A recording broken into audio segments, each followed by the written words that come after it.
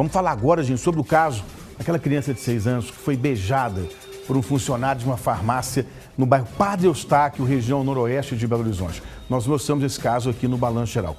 Ao vivo, as informações agora detalhadas com o repórter Gabriel Rodrigues. Teve algum avanço nesse caso, Gabriel? Bom dia, bem-vindo. Olá, Lair, bom dia para você e para quem está acompanhando o nosso BG. O homem é apontado como o autor desse crime e agora está preso. E como você bem falou e chama a atenção aí, né, duas palavras que não poderiam estar numa mesma frase: criança beijada. E isso aconteceu em menos de 5 segundos. Esse é o tempo necessário que alguém precisa para cometer um crime, que foi isso que aconteceu com essa criança. E para a gente poder relembrar esse caso e também entender como que aconteceu a prisão desse autor, é que eu vou conversar com o delegado que também é responsável pela investigação, Diego Lopes, que já está aqui do meu lado, e começa justamente relembrando isso para a gente. As imagens, doutor, elas não podem ser mostradas, mas qual é o conteúdo delas? Boa tarde para o senhor. Boa tarde a todos. As imagens mostram e deixam claro, como você disse, que um abuso sexual contra criança e adolescente, ele precisa só de apenas alguns segundos para que possam acontecer, né? A menina, ela vem a mãe está pedindo no fundo da drogaria uma medicação, a menina, ela vem pelo corredor, por uma das gôndolas, ela vira a esquina e ela imediatamente é abordada pelo autor, que a agarra pelo rosto e desfere um beijo em sua boca.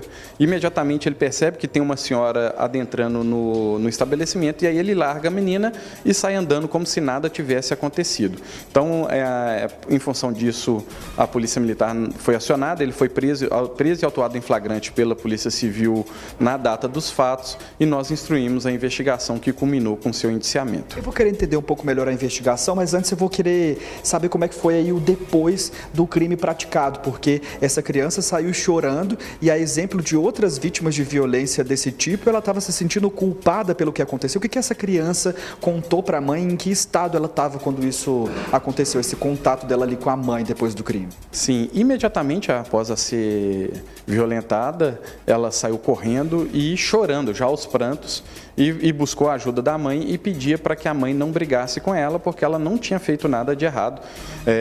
E aí ela relata a violência sexual e aqui mostra claro, não é como as vítimas de violência, elas tendem a achar que podem ter contribuído para que a violência sexual aconteceram contra elas e que efetivamente não é verdade. A gente chama atenção principalmente porque esse abuso sexual ele foi presenciado e filmado.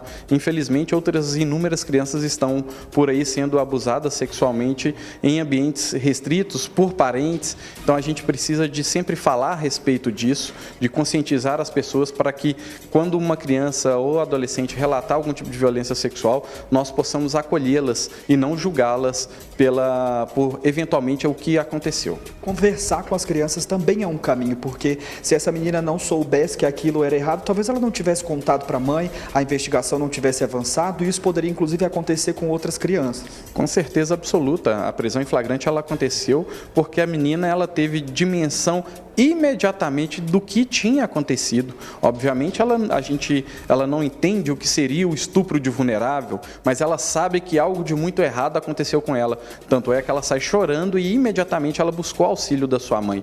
É isso que a gente tende quando a gente conversa em palestras, em debates, a gente leva porque a criança ali demonstrou-se estar instruída e que sempre, quando algo de errado acontecer, imediatamente deve ser comunicado ao adulto responsável. Doutor, eu queria aproveitar a presença do senhor aqui para a gente falar um pouco mais sobre a questão do estupro em si, porque todas as vezes que a gente vem trazer um caso onde alguma mulher acabou sendo vítima de violência sexual, aparece alguém em algum momento da história para tentar culpar a vítima, né? Dizer assim, qual a roupa que ela estava vestida, o que ela fez, como se algo feito pela vítima pudesse justificar a atitude do agressor. Mas por que eu estou falando isso?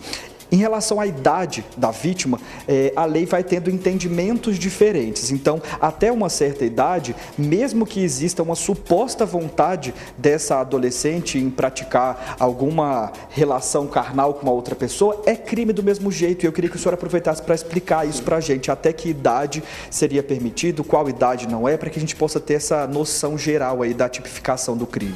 O artigo 217-A do Código Penal, ele estabelece que qualquer pessoa com idade inferior a 14 anos, ela é presumidamente vulnerável, ou seja, ela não tem sequer a capacidade de autorizar ou não a prática de qualquer tipo de ato libidinoso.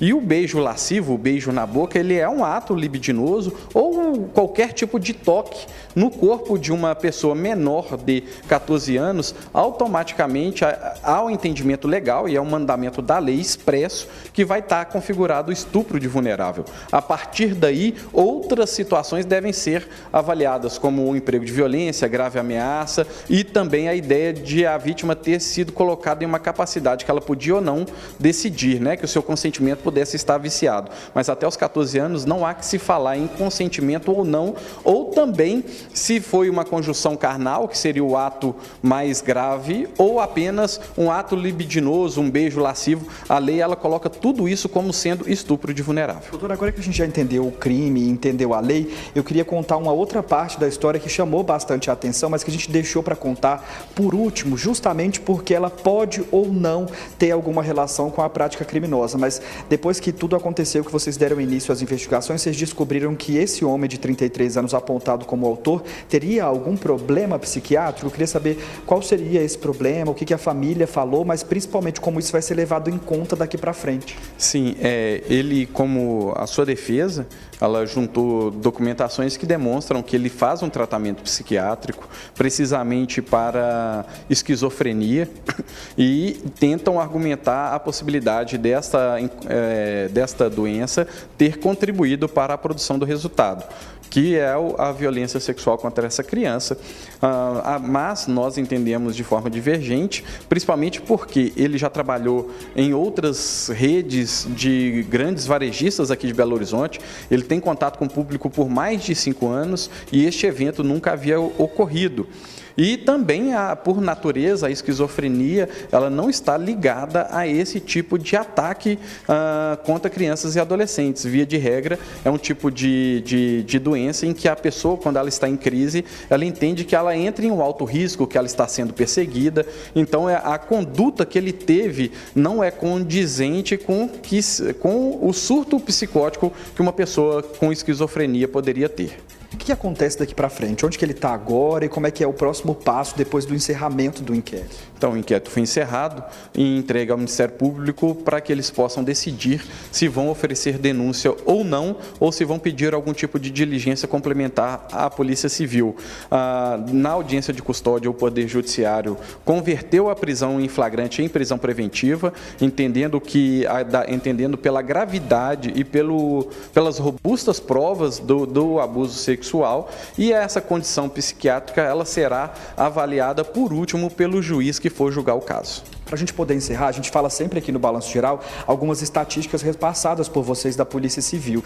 E uma delas diz que em mais de 80% dos casos de abuso sexual contra crianças e adolescentes, que eles são cometidos por alguém muito próximo da família. Ou é um pai, ou é um tio, ou é um irmão, ou é um avô, um vizinho, mas está sempre ali naquele ciclo próximo daquela criança ou daquele adolescente. Só que existem aí esses outros quase 20% que são de pessoas que estão fora desse ciclo. E eu queria aproveitar para o senhor deixar alguma dica para quem é pai, mãe ou responsável por crianças e adolescentes e está assistindo a gente agora em relação à prevenção. Como é que a gente pode fazer para tentar prevenir que os nossos jovens acabem se tornando vítimas de crimes desse tipo, doutor? Eu entendo e sempre falo que o importante é que que a gente tenha uma conversa e tenha uma conscientização. A educação é a única forma que tem de se prevenir o estupro de vulnerável, o abuso sexual contra criança e adolescente. O agressor, ele pode ser qualquer pessoa em qualquer lugar. Nesse caso, foi um atendente de uma drogaria, um momento acima de qualquer suspeita. Então, é importante que os pais tenham essa conversa com os filhos. Nós, aqui da Polícia Civil, levamos às escolas uma apresentação básica que qualquer pai pode entrar na internet e vai conseguir achar. Chama-se semáforo do toque. É uma linguagem não sexualizada em que você vai poder mostrar para os seus filhos as partes do corpo em que o verde, o vermelho e o amarelo, fazendo uma correspondência com os sinais de trânsito, em que um adulto pode ou não tocar tocar. E aí, como essa criança, muito possivelmente muito bem orientada e instruída pelos pais, ela já sabia que aquele beijo não era permitido e era um ato criminoso, e imediatamente ela pediu ajuda. Porque a gente quer que isso não aconteça. Mas se eventualmente acontecer, a criança ela precisa de ter a dimensão de que ela foi violentada, porque não são raros os casos aqui na DEPCA em que as pessoas aparecem 5, 6, 7 anos depois.